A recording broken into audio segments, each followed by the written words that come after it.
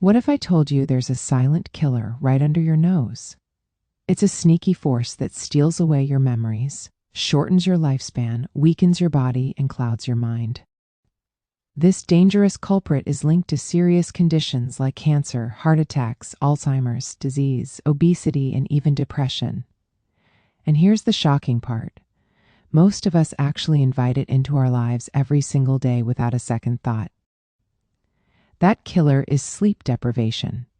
We live in a world that celebrates the hustle and glorifies those all-nighters, where bragging about getting by on just 5 hours is all too common. But guess what? Science has a different story to share. In his eye-opening book, Why We Sleep, neuroscientist Matthew Walker dives deep into the truth about sleep. It's not wasted time. It's our most powerful tool for better health, sharper minds, and even a longer life. Welcome back to BrainFuel Reads. This is Read It All, our series designed for those who crave the full story rather than just the highlights. We'll take you on a detailed journey through the book, exploring it page by page and chapter by chapter, all while staying true to the author's insights and ideas. In today's video, we'll uncover why we sleep, what happens when we don't, and how reclaiming this lost superpower can transform not just your nights, but your entire life. So get comfy, because once you hear this, you'll never look at sleep the same way again. Part 1, this thing called sleep. Chapter 1, To Sleep. The book begins with a sobering reality check. Walker asks, "Did you get enough sleep last night? Can you remember the last time you woke up without an alarm clock, feeling truly refreshed?" Most people can't. And that's the problem. 2/3 of adults in developed nations don't get the recommended 8 hours of sleep. The results are catastrophic. When you cut sleep short, even by an hour or two, your body doesn't just feel tired, it begins to fail. The immune system weakens, your risk of cancer climbs, your blood sugar regulation collapses, putting you on the path to diabetes. Your heart is strained, raising the odds of heart attack and stroke. And it doesn't stop at physical health. Your brain, underslept, is foggy and forgetful. Emotions become unstable. Anxiety increases, creativity shrivels. Pulling an all-nighter leaves you as cognitively impaired as if you were legally drunk. And then there are the dangers we don't see. Every year, drowsy driving kills more people than alcohol and drugs combined. Yet we treat sleepiness as a minor inconvenience, not the deadly hazard it really is.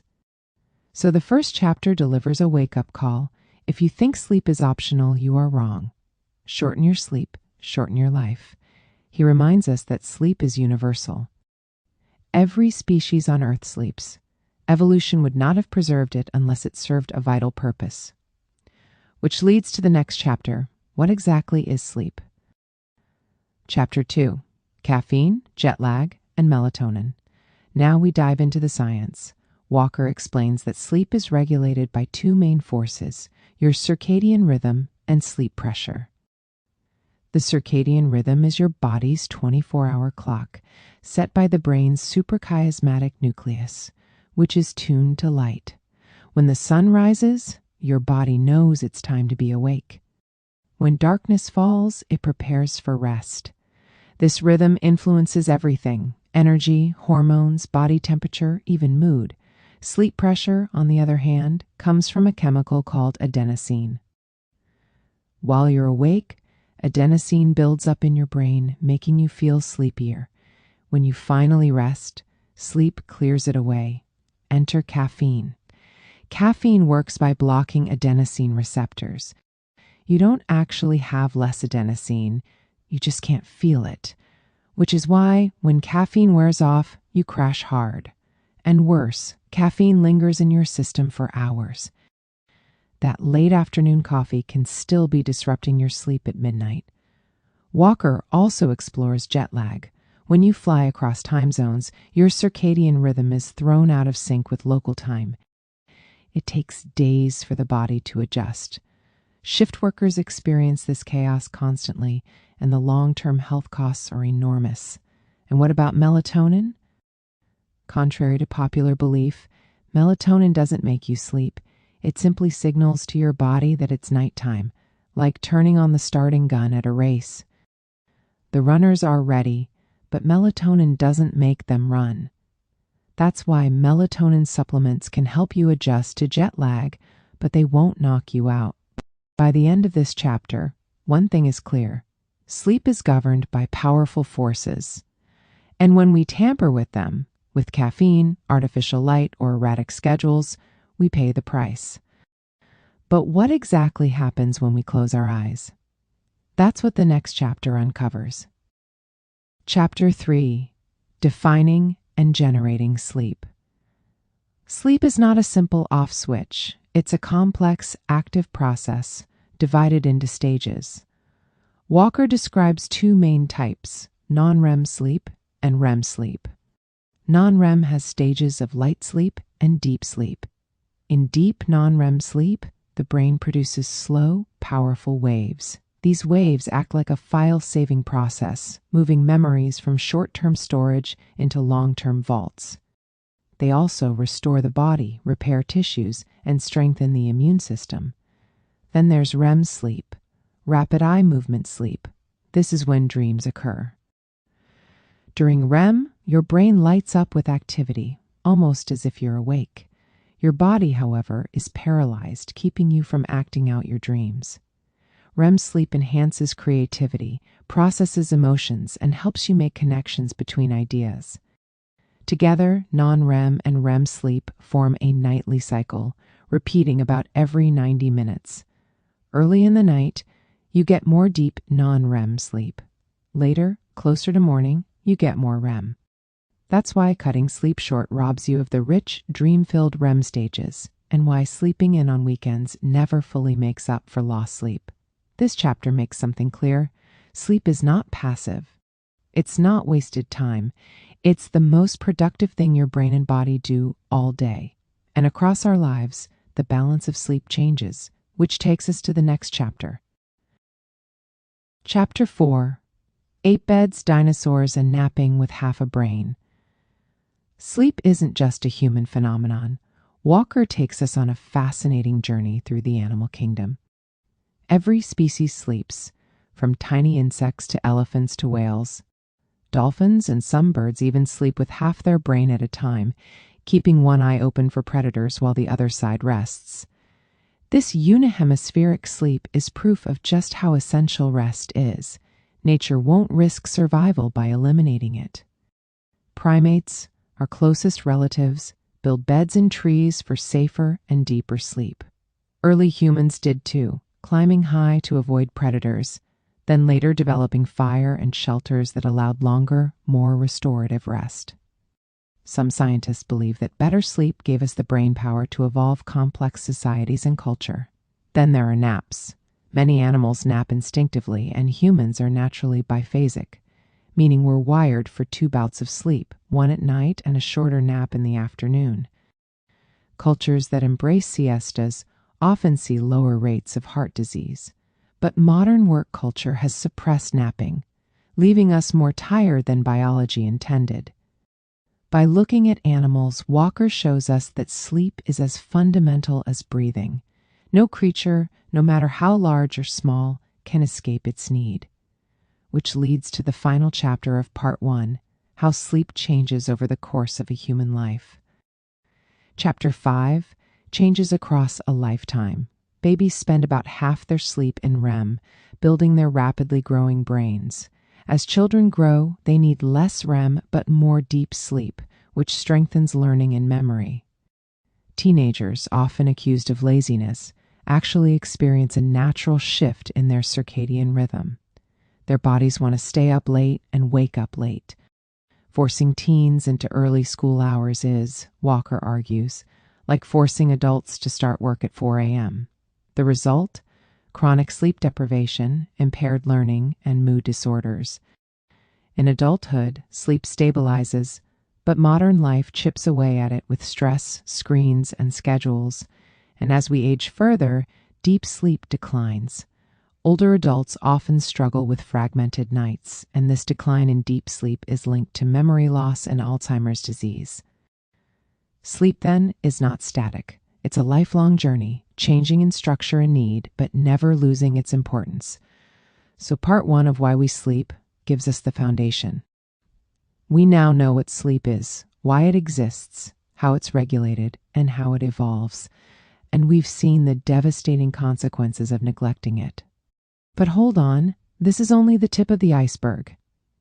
In part 2, Matthew Walker takes us on a deeper journey, revealing just how crucial sleep is for our brains, our bodies, and even our emotional well-being. If part 1 got you questioning your sleep habits, part 2 is going to ignite a fierce determination in you to protect that precious time. You won't just want to rethink your bedtime, you'll be ready to fight for it. Chapter 6. Your Mother and Shakespeare Knew. This chapter opens with wisdom from 2 unlikely sleep experts, mothers and Shakespeare. Mothers have always told their children to get some rest when sick. Shakespeare called sleep the chief nourisher in life's feast. Both were right. Modern science confirms it. Sleep is the ultimate healer. When you sleep, especially in the deepest stages of non-REM sleep, your body goes into repair mode. Growth hormone surges, tissues mend, the immune system strengthens. It's during sleep that your body fights infection, repairs damage, and restores energy. Studies show that people who sleep less are far more likely to catch a cold, even when exposed to the same virus as those who sleep 8 hours. Cancer patients who don't get enough rest respond worse to treatment. And those who cut their sleep short night after night see their lifespan shortened, sometimes dramatically. Walker points out that the World Health Organization now classifies night shift work as a probable carcinogen. Why? Because disrupting sleep devastates the body's defenses. So when mothers tell their children to sleep to get better, they're prescribing the most effective treatment known to science. And this healing power of sleep doesn't just apply to the body. The brain, too, relies on it to learn, to remember, and to grow. Which leads us into the next chapter. Chapter 7, Too Extreme for the Guinness Book of World Records. In 1964, a teenager named Randy Gardner attempted something extreme. He set the record for the longest time awake, 11 days straight. The Guinness Book of World Records eventually banned sleep deprivation records because of the danger. Why? Because depriving the brain of sleep wreaks havoc. Walker explains that during deep non-REM sleep, your brain consolidates memories. It takes what you learned during the day and saves it for the long term. Without that process, new information simply evaporates. College students who pull all-nighters don't just feel tired, they lose the ability to remember most of what they studied. Sleep before learning prepares the brain to absorb information. Sleep after learning cements it. Without both, education collapses. And REM sleep plays its role too. It integrates memories, connecting distant ideas, sparking creativity. Many breakthroughs in history, from scientific discoveries to works of art, were born from dreams. So when Randy Gardner stayed awake for 11 days, what happened? His speech slurred, his focus shattered, his emotions spiraled. He became paranoid and forgetful. His brain was drowning without rest. The message of this chapter is haunting. Without sleep, there is no learning, no memory, no stability. Sleep is the glue that holds our minds together. It also gives us emotional balance. That's Chapter 8. Chapter 8. Cancer, heart attacks, and a shorter life. This is one of the darkest chapters in the book, but also one of the most urgent. Walker presents the hard truth: sleep loss kills. Consider this: people who sleep less than 6 hours a night are significantly more likely to die earlier than those who sleep 7 or 8. Chronic sleep deprivation is linked to heart disease, stroke, diabetes, and obesity. Even a single night of poor sleep increases blood pressure, stiffens arteries, and throws off blood sugar. Walker explains that sleep loss makes you insulin resistant, the same pathway that leads to type 2 diabetes. And cancer? Sleep deprivation suppresses natural killer cells, the immune soldiers that detect and destroy cancerous growths. Just one night of poor sleep reduces their activity by 70%. 70. The connection is so strong that the World Health Organization has officially labeled night shift work as carcinogenic. Walker's conclusion is stark. If you value your health, protect your sleep as fiercely as you would your diet and exercise. Because sleep is not just 1/3 of your life. It is the foundation of your entire lifespan. But health is not just about the body. It's also about the mind, about resilience, and about creativity. And that's where dreams come in. So, part 2 leaves us with no doubt sleep is not a luxury, it's a lifeline. It is the foundation of learning and memory, the body's strongest defense against illness, and one of the most powerful predictors of how long and how well we live. To cut sleep short is to cut life short. To protect it is to protect everything else we value. But health and longevity aren't the whole story. Because sleep is not only about repairing the body and sharpening the mind, it's also about what happens when we dream. Every night, we slip into a strange theater of the mind, where our emotions are soothed, our creativity blossoms, and our brains rehearse for the challenges of waking life. And that's where Matthew Walker takes us next.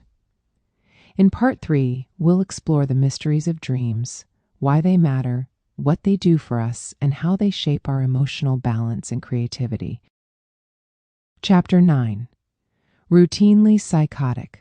The chapter title might make you smile. Routinely psychotic. Walker calls REM sleep or nightly psychosis.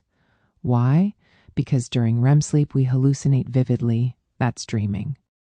We experience delusions because we believe the dream is real. Our sense of time and space is distorted. Our emotions swing wildly. In any waking context, this would be called madness. But in dreams, it's healthy. And more than that, it's necessary. Dreaming is emotional therapy. In REM sleep, your brain replays emotional experiences, but without the flood of stress chemicals like norepinephrine. That means you can re-experience trauma in a calmer way, processing it, softening it, learning from it. This is why people who sleep well are more emotionally stable, while those who are deprived are more anxious, more irritable, and more likely to suffer depression. Chapter 10. Dreaming as Overnight Therapy. Dreams, Walker explains, are like free nightly therapy sessions. When you enter REM sleep, your brain replays emotional experiences from the day, but with a twist. The stress-inducing chemical norepinephrine, which floods your brain when you're awake, is shut off during REM. That means you can revisit painful experiences in a safe, calm environment. You relive the memory, but without the sting. Slowly, night after night, the edges of the trauma soften. This is why time heals emotional wounds, and why that healing requires sleep. Without REM, the trauma remains raw. In fact, Walker links post-traumatic stress disorder to disrupted REM sleep. PTSD sufferers often wake during REM, preventing the brain from processing the trauma fully. But REM dreams don't just help with trauma, they help with everyday stress. When you argue with a friend, face rejection, or feel anxious, dreams give you a rehearsal space, helping you regulate emotions. Walker calls REM sleep the overnight balm for sore emotions. To cut it short is to deny yourself therapy your brain is desperate for. And REM has another superpower: creativity. That's Chapter 11. Chapter 11. Dream Creativity and Problem Solving. History is full of breakthroughs born in dreams. Paul M.C. Cartney dreamed the melody for yesterday. Dmitri Mendeleev dreamed the periodic table. Elias Howe dreamed the design of the sewing machine needle. Walker explains why. During REM sleep, the brain connects distant pieces of information. Unlike waking thought, which is linear and logical, dreaming thought is associative and free-flowing. The brain can link ideas that seem unrelated, producing insights, metaphors, and creative leaps. The phrase, "let me sleep on it," isn't just a saying, it's neuroscience. And this explains why dreams are often bizarre. Flying pigs, endless staircases, nonsensical conversations, they seem absurd. But beneath the strangeness, your brain is weaving a tapestry of associations, strengthening creativity.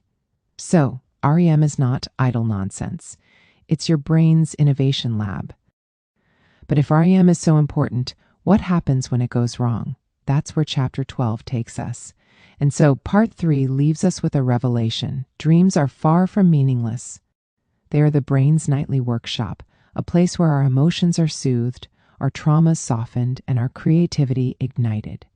In REM sleep, we find both therapy and innovation. We wake not just restored, but reshaped, calmer, more resilient, and sometimes even inspired in ways we can't explain. But if dreaming is so vital, what happens when the world we live in makes it harder and harder to reach it? Because here's the truth. Modern life is full of obstacles. The glow of screens, the grind of work schedules, the lure of alcohol, even the design of our cities, all of it works against our need for natural, restorative sleep. That's where Matthew Walker takes us next. In Part 4, we'll confront the enemies of sleep, the pills we reach for, the habits we defend, and the cultural systems that quietly strip away the very rest we need most.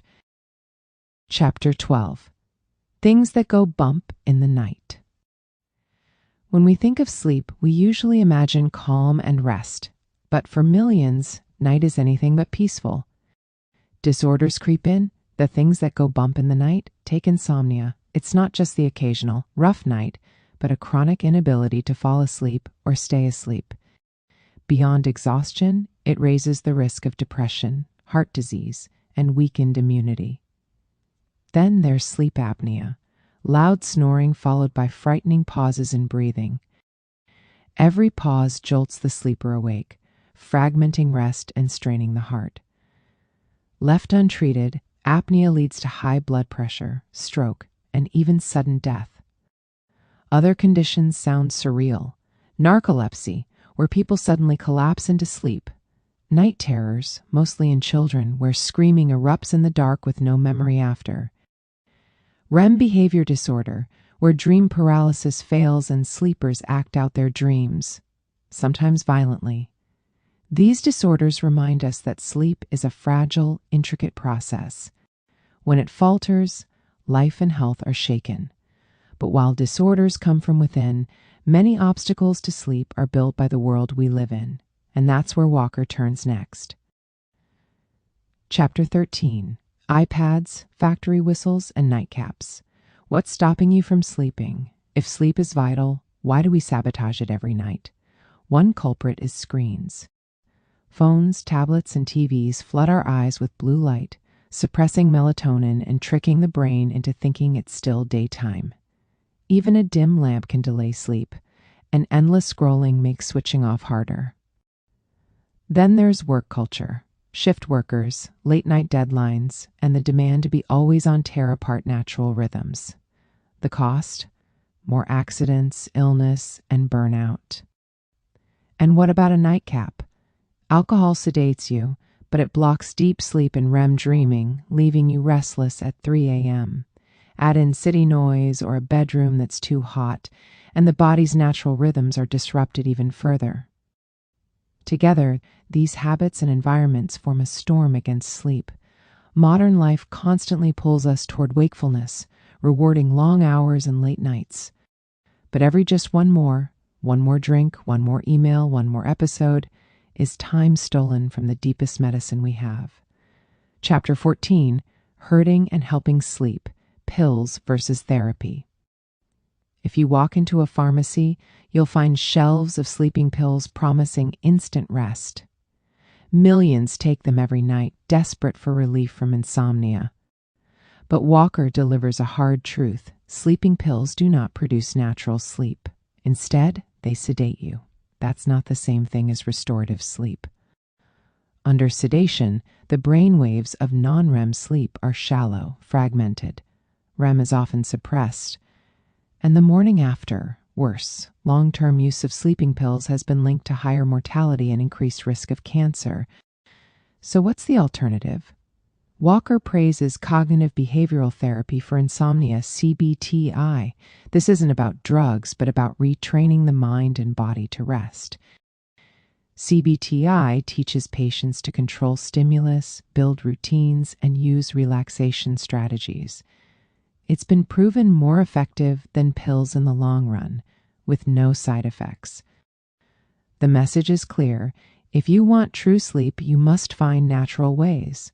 Not pharmaceutical shortcuts, but poor sleep isn't just about pills. Sometimes it's about biology gone wrong. Sleep disorders like insomnia, narcolepsy, and sleep apnea. These conditions ruin lives and often go untreated. And even worse, the culture around us often makes them worse. That's where Chapter 15 comes in. Chapter 15, Sleep in Society, Education, Business, and Medicine. Walker asks us to imagine a world that respected sleep. Schools would start later, allowing teenagers to sleep at the natural times their bodies demand. Workplaces would prioritize productivity over presenteeism, valuing rested employees over long hours. Doctors would be trained to prescribe sleep as medicine, not dismiss it as laziness. But that's not the world we live in. Instead, schools start at dawn, forcing teens into chronic sleep deprivation. This damages learning, raises depression, and even increases suicide risk. And yet, when school districts have experimented with later start times, the results are stunning. Grades improve, attendance rises, accidents drop. The evidence is overwhelming, and yet change is slow. Businesses, too, glorify the grind. Sleep when you're dead, some CEOs boast. But the science is clear. Tired workers are less creative, less ethical, more prone to errors, and far more likely to burn out. The costs of sleep deprivation and lost productivity run into the billions every year. Smart companies, like Google and NASA, are starting to embrace naps and flexible hours. But most still reward exhaustion, not wisdom. And medicine? Ironically, doctors, the very people meant to protect health, are some of the most sleep-deprived professionals in the world. Medical interns often work 24-hour shifts, making life and death decisions while cognitively impaired. Studies show medical errors skyrocket when doctors are underslept. Yet the system persists. Walker's point is powerful. Sleep is not a private issue. It's a public health crisis, one that education, business, and medicine must confront. Which brings us to the final chapter, Walker's vision for the future. Chapter 16, A New Vision for Sleep. In the final chapter, Walker dares us to imagine a transformation, a society where sleep is no longer seen as weakness, but as wisdom, where parents, teachers, doctors, and leaders understand that 8 hours is not indulgence, but necessity. He envisions schools that start later, workplaces that respect circadian rhythms, hospitals that schedule with rest in mind. He sees a world where public campaigns about sleep are as common as campaigns about smoking or seatbelts. And at the personal level, he offers simple but profound advice. Keep a regular sleep schedule, even on weekends. Dim the lights at night and avoid screens before bed. Keep your bedroom cool and dark. Avoid caffeine late in the day and alcohol before bed. Protect your sleep as you would protect your life, because that's exactly what you're doing. Sleep is not negotiable. It is the foundation of learning, memory, health, and happiness. Walker closes with this truth: the shorter your sleep, the shorter your life. But the opposite is also true. Prioritize your sleep, and you unlock your full potential to live longer, healthier, and happier. And so we come to the end of why we sleep. We've seen the science. We've seen the dangers of neglect. We've seen the miraculous benefits when we give sleep the respect it deserves. Sleep is the single most effective thing you can do today to improve your brain and body. It is not wasted time. It is the fuel that makes every waking moment richer. So tonight, when you turn off the lights, remember, you are not just resting. You are healing, learning, growing. You are giving your body and mind the gift of life itself. This has been Why We Sleep by Matthew Walker, brought to you by BrainFuel Reads as part of our Read It All series, where we journey cover to cover through the most important books of our time. If you enjoyed this audiobook summary, don't forget to like, subscribe, and hit the bell so you never miss the next deep dive into a book that could change your life. And as always, keep your brain fueled